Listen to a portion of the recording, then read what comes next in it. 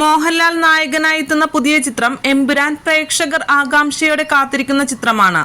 സംവിധായകൻ പൃഥ്വിരാജ് എന്നതാണ് മോഹൻലാൽ ചിത്രത്തിന്റെ മറ്റൊരു പ്രധാന ആകർഷണങ്ങളിലൊന്ന്.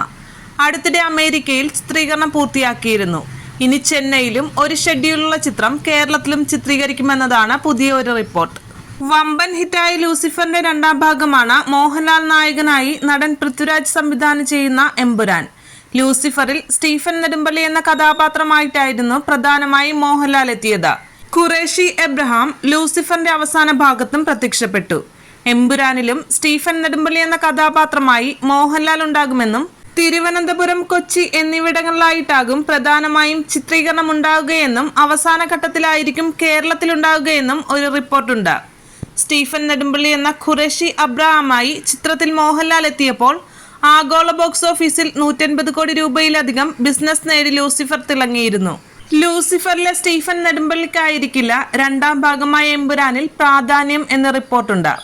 ഖുറേഷി അബ്രഹാമിന്റെ പിന്നാലെ സഞ്ചരിക്കുന്ന കഥയായിരിക്കും എമ്പുരാന്റെ എന്നാണ് അപ്ഡേറ്റുകളിൽ നിന്നും മനസ്സിലാകുന്നത്.